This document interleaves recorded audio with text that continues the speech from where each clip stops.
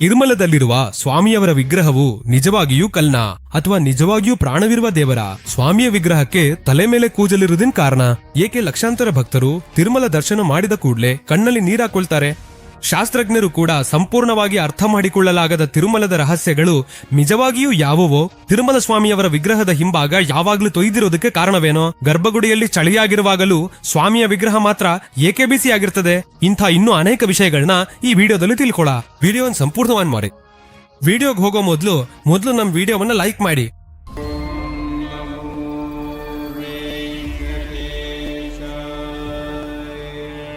ಭೂಮಿಯಲ್ಲಿ ಸಾವಿರಾರು ದೇವಾಲಯಗಳಿವೆ, ಆದ್ರೆ ಒಂದ್ ದೇವಾಲಯ ಇದೆ, ಅಲ್ಲಿ ಹೋಗುವ ಪ್ರತಿಯೊಬ್ರು ಯಾವುದೋ ಒಂದು ಅಜ್ಞಾತ ಶಕ್ತಿಯನ್ನ ಅನುಭವಿಸ್ತಾರೆ.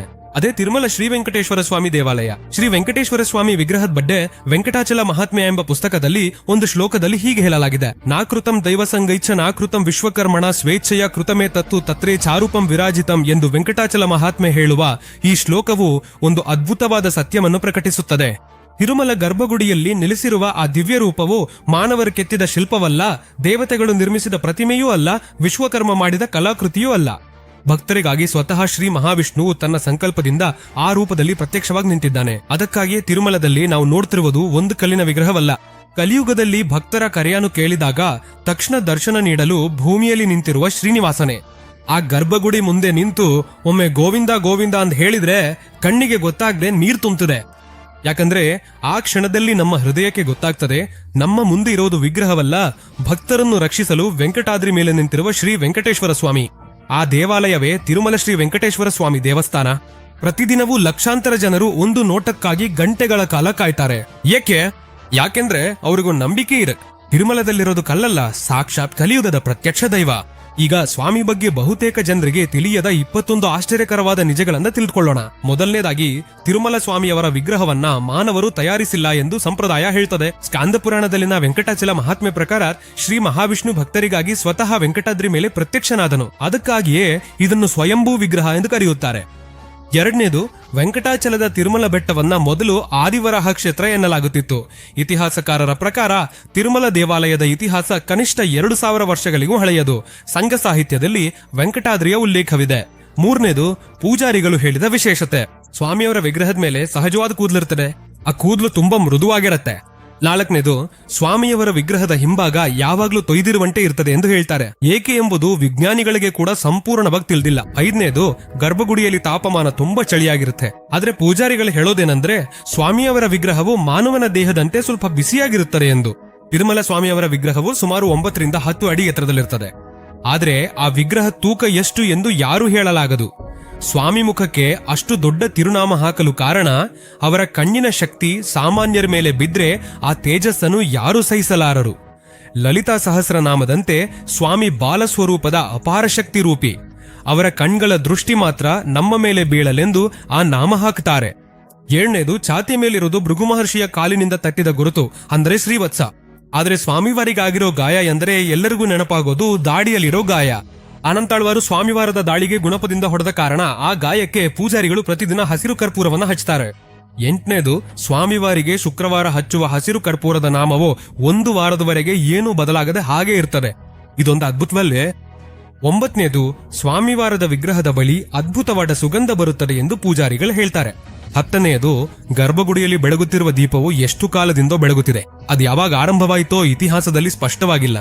11ನೇದು, ಕೆಲವೊಮ್ಮೆ ಗರ್ಭಗುಡಿಯಲ್ಲಿ ಕಾಲಿನ ಶಬ್ದ ಕೇಳಿಸುತ್ತದೆ ಎಂದು ಕೆಲವು ಪೂಜಾರಿಗಳು ತಮ್ಮ ಅನುಭವವನ್ನ ಹೇಳ್ತಾರೆ. ಇದು ಎಷ್ಟು ಮಟ್ಟಿಗೆ ನಿಜವೋ ಗೊತ್ತಿಲ್ಲ. 12ನೇದು, ತಿರುಮಲದಲ್ಲಿ ಒಟ್ಟು 7 ಬೆಟ್ಟಗಳಿವೆ, ಅವುಗಳನ್ನು ಆದಿಶೇಷನ 7 ತಲೆ ಎಂದು ಭಾವಿಸಲಾಗ್ತವೆ. 13ನೇದು, ವೆಂಕಟಾಚಲ ಮಹಾತ್ಮ್ಯವನ್ನು ವಿವರಿಸುತ್ತದೆ. ವೆಂಕಟಾದ್ರಿ ಸಮನ್ಸ್ಥಾನಂ ಬ್ರಹ್ಮಾಂಡೇ ನಾಸ್ತಿ ಕಿಂಚನ ಎಂದರೆ ಈ ವಿಶ್ವದಲ್ಲಿ ವೆಂಕಟಾದ್ರಿ ಅಂತಹ ಪವಿತ್ರವಾದ ಸ್ಥಳವೇ ಇಲ್ಲ.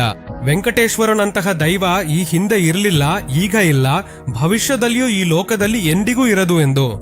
14 ಪುರಾಣಗಳು ಹೇಳುತ್ತಿವೆ, ಕಲಿಯುಗದಲ್ಲಿ ಭಕ್ತರನ್ನು ರಕ್ಷಿಸಲು ಶ್ರೀ ಮಹಾವಿಷ್ಣು ವೆಂಕಟಾದ್ರಿಯಲ್ಲಿ ವಾಸಿಸ್ತಾನೆ.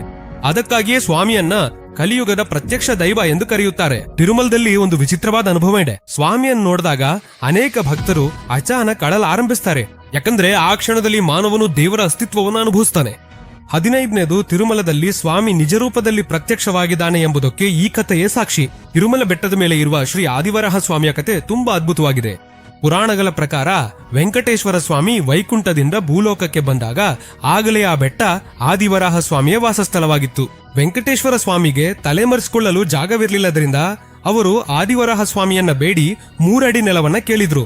ವರಾಹ ಸ್ವಾಮಿಯವರು ಜಾಗವನ್ನ ಕೊಡಲು ಒಪ್ಕೊಂಡು ಒಂದು ಷರತ್ತಾಕಿದ್ರು. ಇಲ್ಲಿ ಬರೋ ಭಕ್ತರು ಮೊದಲು ನನ್ನನ್ನು ದರ್ಶನ ಮಾಡಿ ನನಗೆ ನೈವೇದ್ಯವನ್ನು ಅರ್ಪಿಸಿದ ನಂತರವೇ ನಿನ್ನನ್ನು ದರ್ಶನ ಮಾಡಬೇಕು ಎಂದು. ಇದಕ್ಕೆ ಸ್ವಾಮಿಗಳು ಒಪ್ಕೊಂಡಾಗ ವರಾಹ ಸ್ವಾಮಿ ತಮ್ಮ ಕುಟುಂಬದಲ್ಲಿದ್ದ ವಕುಳದೇವಿಯನ್ನ ಕರೆದು ಸ್ವಾಮಿಗೆ ಜೊತೆಯಾಗಿರಲು ನಿಯಮಿಸಿದ್ರು. ವಕುಳದೇವಿ ಯಾರೂ ಅಲ್ಲ, ದ್ವಾಪರ ಯುಗದಲ್ಲಿ ಕೃಷ್ಣನನ್ನು ಬೆಳೆದ ತಾಯಿ ಯಶೋಧಾದೇವಿ. ಕೃಷ್ಣನ ಲೀಲೆಗಳನ್ನೆಲ್ಲ ಕಂಡ ಯಶೋದೆಗೆ ಕೃಷ್ಣನ ವಿವಾಹವನ್ನ ಕಣ್ಣಾರೆ ನೋಡುವ ಭಾಗ್ಯ ಆ ಸಮಯದಲ್ಲಿ ಸಿಗ್ಲಿಲ್ಲ. ಆ ಆಸೆಯನ್ನ ತೀರಿಸಲು ಶ್ರೀ ಮಹಾವಿಷ್ಣುನು ಮತ್ತೆ ವೆಂಕಟೇಶ್ವರನಾಗಿ ಅವತಾರ ತೆಗೆದುಕೊಂಡಾಗ ವರಾಹ ಸ್ವಾಮಿ ಅವಳಿಗೆ ತಾಯಿಯಂತಿರುವ ಪ್ರೀತಿ ತೋರಲು ಮತ್ತು ಅಡಿಗೆ ಕೆಲಸಗಳನ್ನು ನೋಡಿಕೊಳ್ಳಲು ಸಹಾಯವಾಗಿ ಕಳುಹಿಸಿದ್ರು. ಹೀಗಾಗಿ ವಕುಳ ಮಾತಾ ತಿರುಮಲದಲ್ಲಿ ಸ್ವಾಮಿಯವರಿಗೆ ಜೊತೆಯಾಗಿದ್ದು ಪದ್ಮಾವತಿ ದೇವಿಯವರೊಂದಿಗೆ ಅವರ ವಿವಾಹವನ್ನ ನೆರವೇರಿಸುವಲ್ಲಿ ಪ್ರಮುಖ ಪಾತ್ರ ವಹಿಸಿದ್ರು. ಅದಕ್ಕಾಗಿಯೇ ತಿರುಮಲದಲ್ಲಿ ಇಂದಿಗೂ ಮೊದಲು ನೈವೇದ್ಯವನ್ನ ವರಾಹ ಸ್ವಾಮಿಗೆ ಅರ್ಪಿಸ್ತಾರೆ. ಹಾಗೆಯೇ ಸ್ವಾಮಿಯವರ ಫೋಟೋ ಬಳಿ ವಕುಳ ಮಾತಾ ಅವರ ಸನ್ನಿಧಾನವೂ ಇರ್ತದೆ. ಪದಹಾರವಧಿ ಗರ್ಭಗುಡಿಯಲ್ಲಿ ಯಾವಾಗ್ಲೂ ಒಂದು ನಿಶ್ಶಬ್ದತೆ ಇರ್ತದೆ. ಆದ್ರೆ ಸ್ವಾಮಿಯವರ ಬೆನ್ನು ಭಾಗದ ಬಳಿ ಕಿವಿಯನ್ನಿಟ್ಟು ಕೇಳಿದ್ರೆ ಸಮುದ್ರದ ಅಲೆಗಳ ಶಬ್ದ ಅಥವಾ ಸ್ಪಷ್ಟವಾದ ಓಂಕಾರನಾದ ಕೇಳಿಸಿತಂತೆ. ಸಮುದ್ರದಿಂದ 100 ಕಿಲೋಮೀಟರ್ ದೂರದಲ್ಲಿರುವ ಬೆಟ್ಟದ ಮೇಲಿರುವ ಗರ್ಭಗುಡಿಯಲ್ಲಿ ಈ ಶಬ್ದ ಹೇಗ್ ಬರ್ತದೆ ಎಂಬುದು ಇಂದಿಗೂ ಯಾರಿಗೂ ಅರ್ಥವಾಗದ ಒಂದು ದೈವಿಕ ರಹಸ್ಯವಾಗಿದೆ. 17ನೇದು, ನಾವು ಗರ್ಭಗುಡಿಗೆ ಒಳಗೋದಾಗ ಸ್ವಾಮಿಯವರ ವಿಗ್ರಹವು ನಿಖರವಾಗಿ ಗರ್ಭಗುಡಿಯ ಮಧ್ಯಭಾಗದಲ್ಲಿರುವಂತೆ ಕಾಣ್ತದೆ. ಆದ್ರೆ ನಂಬಲಾಗದ ಸತ್ಯವೇನೆಂದ್ರೆ ಸ್ವಾಮಿಯವರು ಗರ್ಭಗುಡಿಯ ಮಧ್ಯದಲ್ಲಿರಲ್ಲ. ವಿಗ್ರಹವು ಗರ್ಭಗುಡಿಯ ಬಲಮೂಲೆಯಲ್ಲಿದ್ದರೂ ಭಕ್ತರಿಗೆ ಮಧ್ಯದಲ್ಲಿರುವಂತೆ ಕಾಣ್ತದೆ. 18ನೇಯದು, ಸ್ವಾಮಿಯ ವಿಗ್ರಹವು ಶಾಲಗ್ರಾಮ ಶಿಲೆಯಿಂದ ಮಾಡಲ್ಪಟ್ಟಿದೆ. ಹಸಿರು ಕರ್ಪೂರವನ್ನು ಯಾವುದೇ ಕಲ್ಲಿಗೆ ಹಚ್ಚಿದರೆ ಸ್ವಲ್ಪ ಸಮಯದಲ್ಲೇ ಆ ಕಲ್ಲು ಬಿರುಕು ಬಿಟ್ಟು ತುಂಡಾಗುತ್ತೆ. ಆದರೆ 100 ವರ್ಷಗಳಿಂದ ಸ್ವಾಮಿಯವರ ವಿಗ್ರಹಕ್ಕೆ ಪ್ರತಿದಿನವೂ ಹಸಿರು ಕರ್ಪೂರವನ್ನು ಹಚ್ಚುತ್ತಿದ್ರು ವಿಗ್ರಹದ ಮೇಲೆ ಸಣ್ಣ ಗೀತೆ ಕೂಡ ಬಿದ್ದಿಲ್ಲ. ಇದು ವಿಜ್ಞಾನಿಗಳನ್ನು ಕೂಡ ಆಶ್ಚರ್ಯಚಕಿತಗೊಳಿಸುವ ವಿಷಯ. 19ನೇದು, ಸಾಮಾನ್ಯವಾಗಿ ದೇವಾಲಯಗಳಲ್ಲಿ ಸ್ವಾಮಿಗೆ ಅಲಂಕರಿಸಿದ ಹೂಗಳನ್ನು ಭಕ್ತರಿಗೆ ನೀಡ್ತಾರೆ. ಆದ್ರೆ ತಿರುಮಲದಲ್ಲಿ ಸ್ವಾಮಿಗೆ ಅಲಂಕರಿಸಿದ ಹೂಗಳು ದೇವಸ್ಥಾನದಿಂದ ಹೊರಗೆ ಬರುವುದಿಲ್ಲ. ಅವನ್ನು ವಿಗ್ರಹದ ಹಿಂದಿರೋ ಹೂಬಾವಿ ಎಂಬ ಜಲಪಾತಕ್ಕಾಗ್ತಾರೆ.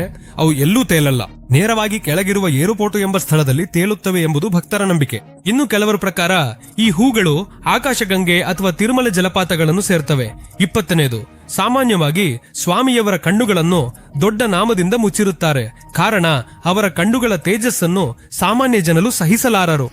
ಗುರುವಾರ ಬೆಳಿಗ್ಗೆ ನೇತ್ರ ದರ್ಶನದಲ್ಲಿ ಸ್ವಾಮಿಯ ನಾಮ ಕಡಿಮೆ ಮಾಡಿ ಕಣ್ಗಳನ್ನು ನೋಡಲು ಅವಕಾಶವಿರುತ್ತದೆ. ಆ ವೇಳೆ ಸ್ವಾಮಿಯ ಕಣ್ಗಳನ್ನು ನೋಡಿದ್ರೆ ಕಷ್ಟಗಳು ಸುಲಭವಾಗಿ ಕರಗುತ್ತದೆ ಎನ್ನಲಾಗುತ್ತದೆ. 21ನೇದು, ಮಹಾವಿಷ್ಣು ಪದ್ಮಾವತಿ ದೇವಿಯನ್ನು ಮದುವೆಯಾಗಲು ಕುಬೇರನ ಬಳಿ ಸಾಲ ಮಾಡಿದ್ದಾನೆ. ಅದನ್ನು ತೀರಿಸಲು ಭಕ್ತರು ಹುಂಡಿಯನ್ನು ಕಾಣಿಕೆ ಹಾಕುತ್ತಾರೆ ಎಂಬುದು ಪುರಾಣ. ಆಶ್ಚರ್ಯವೆಂದರೆ ಕಲಿಯುಗ ಮುಗಿಯುವವರೆಗೆ ಭಕ್ತರ ಕಾಣಿಕೆಗಳು ಆ ಸಾಲದ ಬಡ್ಡಿಯನ್ನು ಪಾವತಿಸಲು ಸಾಟಾಗುತ್ತವೆ ಅಂತೆ. ಅದಕ್ಕೆ ನಮ್ಮ ಸ್ವಾಮಿಯನ್ನ ಪ್ರೀತಿಯಿಂದ ಬಡ್ಡಿ ಕಾಸಿನವನು ಅಂತ ಕರೀತಾರೆ. ತಿರುಮಲದಲ್ಲಿರೋದು ಕಲ್ಲಿನ ವಿಗ್ರಹ ಎಂದು ಕೆಲವರು ಹೇಳಬಹುದು. ಆದ್ರೆ ಕೋಟ್ಯಾಂತರ ಭಕ್ತರಿಗೆ ಅದೊಂದು ವಿಶೇಷ. ಅಲ್ಲಿ ನಿಂತಿರೋದು ಕಲ್ಲಲ್ಲ, ಭಕ್ತರಿಗಾಗಿ ಭೂಮಿಗೆ ಇಳಿದ ಶ್ರೀ ವೆಂಕಟೇಶ್ವರ ಸ್ವಾಮಿ. ಅದಕ್ಕೆ ಪ್ರತಿದಿನವೂ ಲಕ್ಷಾಂತರ ಜನರು ಒಂದ್ ದರ್ಶನಕ್ಕಾಗಿ ತಿರುಮಲ ಬೆಟ್ಟ ಏರುತ್ತಾರೆ. ಯಾಕಂದ್ರೆ ಅವ್ರಿಗೆ ಗೊತ್ತಿದೆ ವೆಂಕಟಾದ್ರಿ ಮೇಲೆ ನಿಂತಿರೋದು ವಿಗ್ರಹವಲ್ಲ, ಸಾಕ್ಷಾತ್ ಶ್ರೀನಿವಾಸನು. ಈ ವಿಡಿಯೋದಲ್ಲಿ ಯಾವ್ದಾದ್ರೂ ತಪ್ಪುಗಳಿದ್ರೆ ಕ್ಷಮಿಸಿ. ಈ ವಿಡಿಯೋ ನಿಮಗಿಷ್ಟ ಆದ್ರೆ ಲೈಕ್ ಮಾಡಿ ಮತ್ತು ಪ್ರತಿಯೊಬ್ಬರಿಗೂ ಹಂಚ್ಕೊಳ್ಳಿ. ಗೋವಿಂದ ಗೋವಿಂದ. ಇನ್ನಷ್ಟು ವಿಷಯಗಳನ್ನು ತಿರುಮಲ ಬಗ್ಗೆ ತಿಳಿಯಲು ನಮ್ಮ ಚಾನೆಲ್ ಅನ್ನು ತಕ್ಷಣವೇ ಸಬ್ಸ್ಕ್ರೈಬ್ ಮಾಡಿ.